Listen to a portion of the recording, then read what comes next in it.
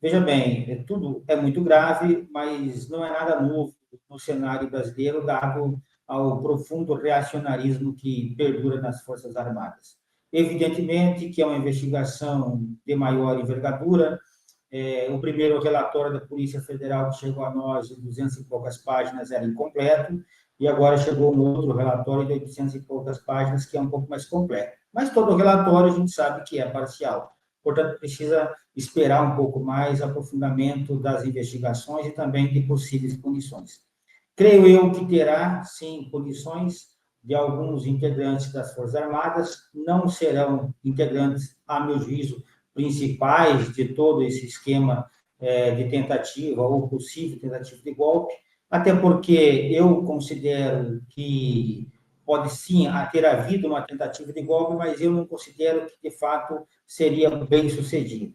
Até porque, há um tempo atrás, eu escrevi sobre esses episódios e mencionei que o golpe não se dá de uma hora para outra. O golpe não é anunciado aos quatro ventos e é uma construção pormenorizada, uma conspiração meticulosa, e também precisa estar envolvido um conjunto de sujeitos internos e externos e também um conjunto de instituições internas e externas, como, por exemplo, a presença maciça das Forças Armadas, né? Também é necessário uma coesão burguesa interna, uma coesão burguesa externa, um certo respaldo da sociedade.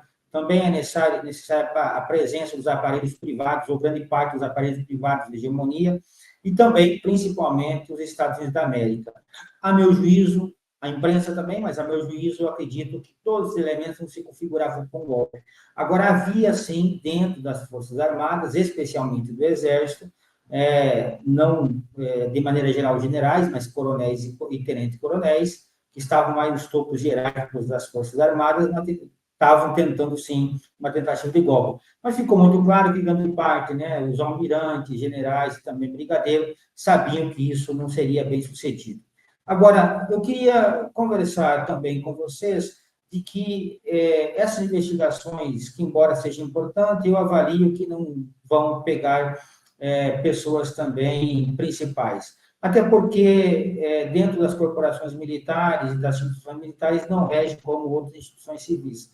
Acredito que todos têm responsabilidade nesse sentido, principalmente as cúpulas hierárquicas das Forças Armadas, até porque foram elas que deram guarida para aqueles arruaceiros ficarem em torno de 60 dias na frente dos quartéis, depois das eleições presidenciais, que o Luiz Inácio Lula da Silva acabou ganhando a presidência da República. Então, evidentemente, nós podemos perceber que havia, sim, dentro das cúpulas hierárquicas das Forças Armadas, uma condescendência com esse conjunto de pessoas. E também dentro das Forças Armadas, pessoas e militares tentando articular uma tentativa de golpe, o assassinato de ministro do STF e também da presidência da República. Não podemos esquecer que no dia 11 de 11 de 2022, pouco depois das eleições, portanto, teve uma nota conjunta das três Forças Armadas, Marinha, Aeronáutica e Exército, acerca das manifestações que eles consideraram populares, que estavam acontecendo em todo o Brasil, dizendo que eram manifestações democráticas e populares e tudo mais, ou seja, dando certo apoio a esses arruaceiros que estavam na frente dos quartéis. Também o general Vilas Boas fez visita, a esposa do general Vilas Boas, que é um dos ícones do Exército, fez visita a essas pessoas que estavam na frente dos quartéis, fez uma nota em imprensa, apoio a essas pessoas também. Não podemos esquecer também, nos mesmos dias, o general eleito, então senador do Rio Grande do Sul, né, que era vice-presidente, general Mourão, também fez uma nota de apoio a essas manifestações. Então, não podemos esquecer nunca que as cúpulas gerais das Forças Armadas estavam, evidentemente, apoiando essas manifestações. E golpe de Estado, possivelmente, a meu entender, havia pouca chance de acontecer. Até porque no próprio relatório da Polícia Federal, nesse relatório final, percebe-se nas mensagens entre os militares que os comandos, né, principalmente o comandante do Exército e as cúpulas gerais, não viam a mudança de governo como uma ruptura política e econômica do Brasil. Então, fica assim, muito mais claro para nós, né? Também não, eu quero fazer um processo histórico com vocês, uma análise histórica que eu acho que é muito importante, tá? Em 2014, logo depois que a Dilma ganhou as eleições, em novembro, dia 29, o Bolsonaro, na formatura do aspirantado, o Bolsonaro foi saudado pelos aspirantes que estavam se formando a oficial do Exército, aspirante oficial. E ele fez a primeira manifestação pública, o primeiro comício público, em 2014, para candidato à presidência da República na Academia Militar das Agulhas Negras, da AMAN. E quem era o comandante da Academia Militar das Agulhas Negras? O então atual comandante do Exército, Thomas Paiva, que era general de brigada e comandava a AMAN. Portanto, teve autorização do alto comando do Exército, também do comandante da AMAN, para o deputado federal, então, Jair Bolsonaro, fazer campanha política dentro da AMAN, e foi recebido como líder.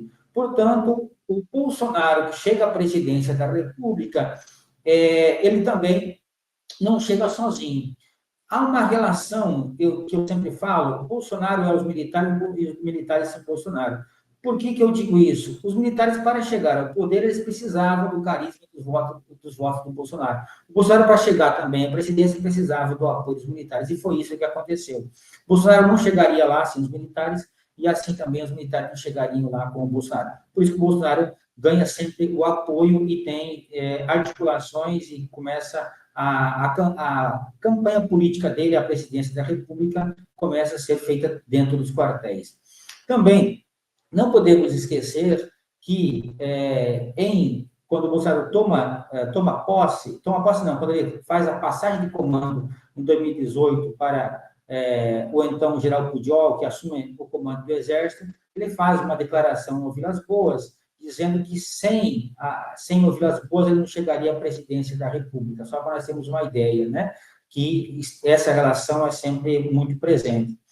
E para pensar essas investigações da Polícia Federal, que, a meu juízo, não vai chegar nos sujeitos principais, e sim apenas nos sujeitos secundários, eu quero dizer e quero tentar problematizar com vocês os motivos pelos quais as Forças Armadas no Brasil, Marinha, Exército e Aeronáutica, agem como agem. O Brasil, não podemos esquecer, que é um país periférico, um país dependente. Portanto, é um país que é subordinado na sua economia a nível de relações internacionais, na divisão internacional do trabalho. Por que eu falo isso?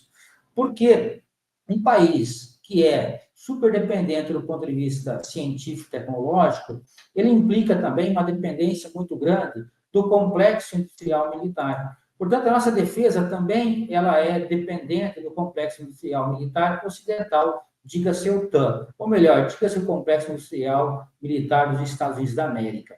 Dias atrás, houve aí um discurso moralista em torno da dependência que o Exército mencionou da tecnologia do Elon Musk e da Starlink em relação à fronteira amazônica brasileira. Evidentemente que a esquerda panfletária fez um discurso moralista sobre isso, mas isso não esconde nada a profunda dependência brasileira, isso só revela um aspecto fenomênico da dependência brasileira que se arrasta há décadas e décadas e décadas brasileira, em relação ao material bélico. O que eu quero dizer com isso é que, salvo algumas exceções, no início do século XX, até mais ou menos 1940, 1950, uma tentativa muito efêmera, muito rarefeita, né, de superar a dependência científica e tecnológica de material bélico, o Brasil não fez. O Brasil se aliou às potências estrangeiras que são fornecedoras de material bélico nosso. Quando nós nos aliamos, ou compramos material bélico, já dizia, inclusive, Nicolau Maquiavel, em sua obra O Príncipe, que nós não podemos confiar a nossa defesa nas armas do inimigo. Porque quando nós importamos material bélico, dada a dependência científica e tecnológica, nós temos uma série de implicações, como eu sempre falo no Brasil. Uma dessas implicações é que nós estamos financiando o desenvolvimento científico e tecnológico do outro país. Com isso, há um conjunto de transferência de valor para o centro do capitalismo. Uma outra determinação dessa dependência, além de financiar o desenvolvimento científico e tecnológico, implica também num aumento da distância científica e tecnológica em relação a esses países. Também tem outras implicações, como ninguém vai fornecer material bélico para nós em troca de nada, querem certa garantia, e dentre elas é segurar os seus interesses aqui no Brasil, nos países dependentes, no caso brasileiro, e também nós, de certa forma, importarmos também uma doutrina. Então, dada essa profunda dependência científica e tecnológica, que implica a dependência de material bélico, nós temos umas Forças Armadas, as Forças Armadas do Brasil, que elas se voltam muito mais para o aspecto interno do que para o aspecto externo. E eu diria mais, eu falo e afirmo isso com uma clareza assim, meridiana, que nós temos exército, temos marinha e temos aeronáutica para a defesa externa é a mesma coisa que não ter. Nós não temos condições de uma estratégia de dissuasão externa para a nível sul-americano ou a nível, ou nem se for americano, latino-americano. Nós não temos condições de uma estratégia de dissuasão externa, dada a dependência científica e tecnológica do material bélico. Quando isso acontece, nós nos vinculamos a essas potências que nos fornecem e, portanto, as Forças Armadas são uma espécie de defensores dos interesses dessas potências aqui no Brasil. E, com isso, a dependência leva, né, os países dependentes a uma tragédia social e econômica e um controle muito forte dos próprios instrumentos de força do Estado. Porque a forma da doutrina militar agir num determinado país, das Forças Armadas, ela também é resultado da forma pela qual o país se desenvolve do ponto de vista econômico. Então, se nós temos um país periférico dependente, que transfere valor para o centro do sistema, e o material bélico é uma das formas de transferir valor para o centro do sistema, nós precisamos ter também aqui no Brasil um aparelho jurídico, um aparelho do Estado, um aparelho de coerção do Estado, extremamente repressor ao nosso povo. Por isso que as nossas Forças Armadas se voltam muito mais para o inimigo interno do que para o inimigo externo, porque nós não temos condições, de fato, de fazer uma estratégia de dissuasão. Vejamos bem, nós estamos aqui, o mundo pegando fogo nesse momento, né, na Síria, o governo sírio caindo em função de um avanço das tropas rebeldes no governo sírio, e guerra entre Rússia e Ucrânia, entre Israel e Palestina, e os militares brasileiros se preocupando com o aspecto interno. Isso, veja bem qual é o nível da intelectualidade de uma estratégia de defesa nacional. Em relação a esse episódio da tentativa de assassinato da presidência da República, do ministro do STF, e também tentativa de golpe no Brasil, de maneira geral, eu não vejo que a população está dando a devida atenção. Até porque também os militares eles são muito hábeis nesse sentido de abrir duas possibilidades, três possibilidades de atuação. Eu tenho em mente que antes da eleição, eles já estavam imaginando que o Bolsonaro poderia perder a eleição, aí começam a tirar para vários lados para tentar ganhar a simpatia de quem eles acabam ganhariam as eleições, no caso foi o governo Bolsonaro. Mas a sociedade brasileira como um todo, eu tenho a impressão que não está acompanhando com o devido rigor, com o devido cuidado, essa atuação das nossas Forças Armadas. Até porque um momento, diria, de reflexão sobre qual o papel das nossas Forças Armadas, se o papel das Forças Armadas é, de fato, o controle interno, fazer ações sociais, distribuir água no semiárido nordestino, ou, de fato, cuidar da defesa nacional. As Forças Armadas, especialmente o Exército, não podemos esquecer que ela tem uma grande capilaridade em todo o território nacional. Ela é uma das poucas organizações de instituição brasileira, talvez a única, que conseguiu, desde o Brasil colonial e Brasil imperial, estar presente em todo o território nacional, desde o leste até a região amazônica aqui. Então, essa relação muito próxima com a sociedade como um todo, faz com que desenvolva sentimento de pertencimento ou de aproximação, podemos assim dizer, da sociedade com as Forças Armadas. E a sociedade que paga, né, os seus impostos, que nós que pagamos o salário dos militares brasileiros, ela também não tem dimensão e não tem ideia de qual as atribuições específicas das Forças Armadas em qualquer país do mundo, que é a defesa, principalmente de um possível agressor externo. Que aqui no Brasil não há isso nítido, Elaine, também quem está nos assistindo. Por que não há nítido? Por que não é nítido isso para a sociedade? Porque nós não enfrentamos inimigos externos, não temos estratégia de dissuasão externa, e a atuação das Forças Armadas são sempre do ponto de vista externo. Então, parece que é natural e normal para a sociedade brasileira a atuação essa das nossas Forças Armadas, ou seja, agir internamente, né? Agir do ponto de vista de ser os militares serem, quando eu falo militares, aqui eu estou falando das cúpulas hierárquicas das Forças Armadas, como sendo os tutores da nação brasileira, como sendo um terceiro, um poder moderador que está aí para proteger as instituições e que deve ser uma espécie de pai da nação, e essa ideia ainda a sociedade ela tem das Forças Armadas. Mas eu acho que está aparecendo algo, está sendo algo interessante, porque está aparecendo a realidade das nossas Forças Armadas. As nossas Forças Armadas, ela está com a imagem, e ela sempre cuidou muito bem de sua imagem, inclusive tem uma área de estudo, de atuação específica dentro do Exército e também da Marinha, da Aeronáutica, só para cuidar da imagem das Forças Armadas. Eu acho que nunca na história do Brasil, uma das poucas vezes na história do Brasil, que a imagem das Forças Armadas está bem fragilizada. E isso é muito prejudicial a um país que necessita das Forças Armadas. Eu sou um defensor contundente da importância das Forças Armadas em um país, para defender a nossa soberania e de possíveis agressões externas. E não a forma de atuação, né, que sempre historicamente existiu, que é um controle interno no Brasil. Então, a sociedade ainda brasileira não tem ideia, não tem dimensão, eu acho que não chegou no nível de maturidade em ter uma clareza específica de quais as atribuições específicas do Exército, da Marinha e da Aeronáutica no Estado soberano. Então, como sempre as Forças Armadas desenvolveram papéis alheios às suas funções específicas, então isso fica muito confuso na cabeça da população brasileira. Mas eu acho que é um momento importante, porque abriu-se uma possibilidade de fazer uma reforma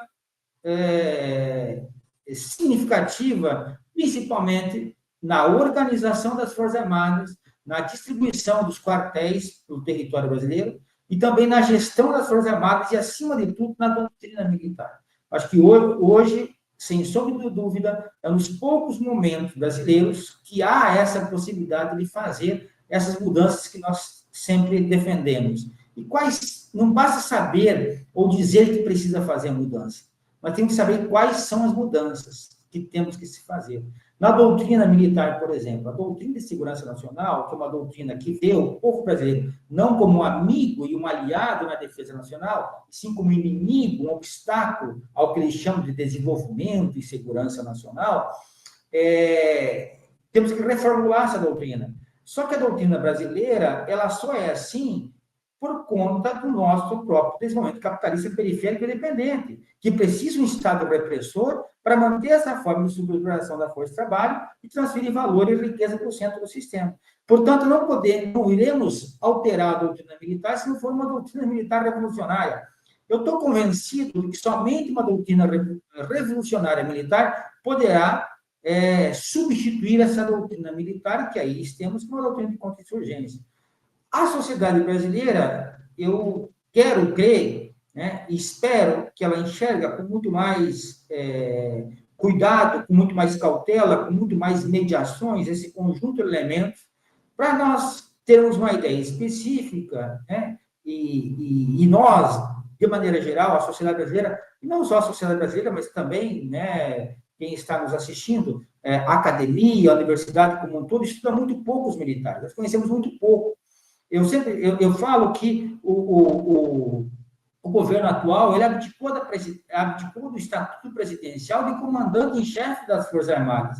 Na medida que ele coloca o Múcio, por exemplo, como ministro da Defesa, que é aliado da direita, que também apoiou as manifestações das frentes dos quartéis, o Múcio nada mais é do que um porta-voz, um representante dos interesses das corporações militares na presidência da República e não, né, o ministro da Defesa do presidente nas corporações militares.